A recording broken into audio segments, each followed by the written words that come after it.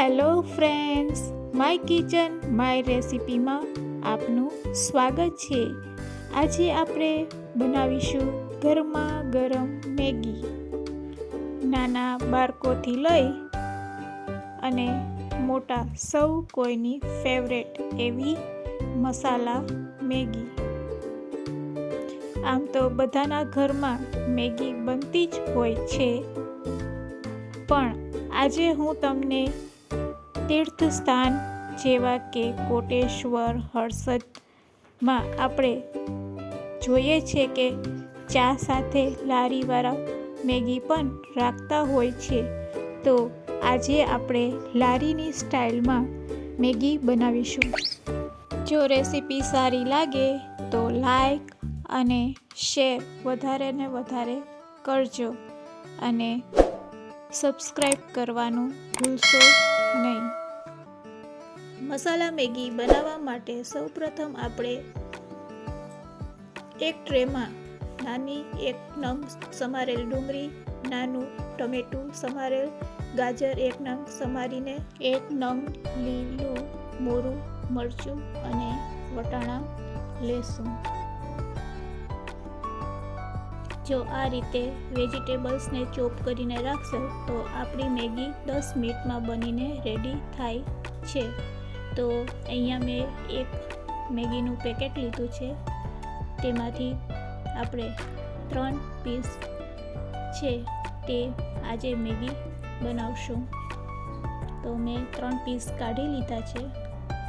હવે આપણે આગળની પ્રોસેસ કરશું. હવે એક પેન લઈ તેમાં થોડું તેલ એડ કરીશું. મેગી બનાવવા માટે આપણે ખૂબ જ ઓછા તેલની જરૂર પડે છે. હવે તેલ ગરમ થાય એટલે તેમાં આપણે વેજીટેબલ્સ એડ કરીશું.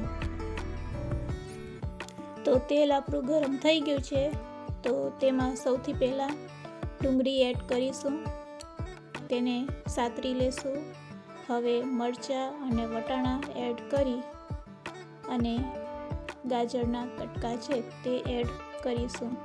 આપણે ગેસની ફ્લેમ હાઈ રાખવાની છે અને થોડી વાર ચડવા દેશું. પછી તેમાં ટમેટાં એડ કરીશું. હવે તેમાં ટમેટાં એડ કરીશું. હવે વેજીટેબલ અચકચરા હોય ત્યારે જ થોડી મરચું પાવડર, થોડી હળદર પાવડર અને સ્વાદ અનુસાર આપણે મીઠું નાખશું.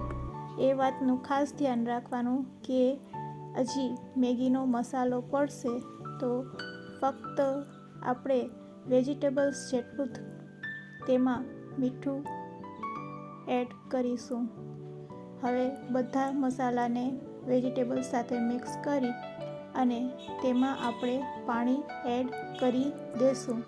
તો અહીંયા આપણે 3 પેકેટ લીધા છે મેગીના, તો 2.5 ગ્લાસ જેટલું પાણી લેશું.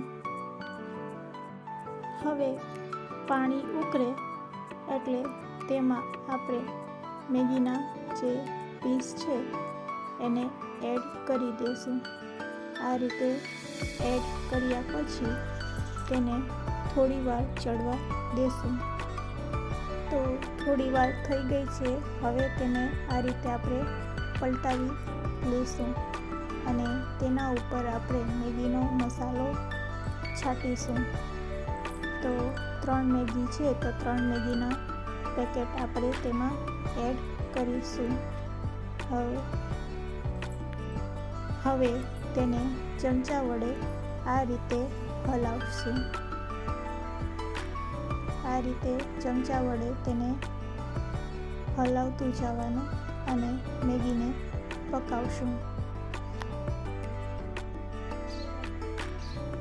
તો તમે જોઈ શકો છો આપણી મેગી સારી એવી ઉકળવા માંડી છે. હવે 2 મિનિટ આ રીતે તેને પકાવીશું. જો તમારે રસાવાળી મેગી ખાવી હોય તો આમાં અડધો ગ્લાસ વધારે પાણી એડ કરવાનું. તો આપણી મેગી ઘટ થવા માંડી છે. આ રીતે તેને ચમચા વડે હલાવવાનું. તો ગરમા ગરમ મેગી આપણી રેડી છે. હવે ગેસની ફ્લેમ બંધ કરી દેશું. હવે તેને સર્વિંગ બોલમાં લઈ લેશું.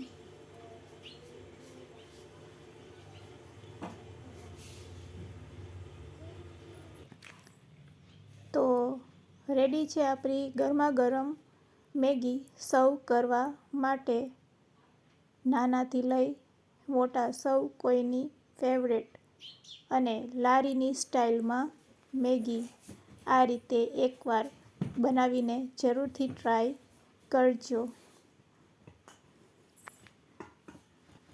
તમે સૌ કોઈ મેગી બનાવતા તો હશો, પણ આ સ્ટાઇલમાં એકવાર જરૂરથી ટ્રાય કરજો.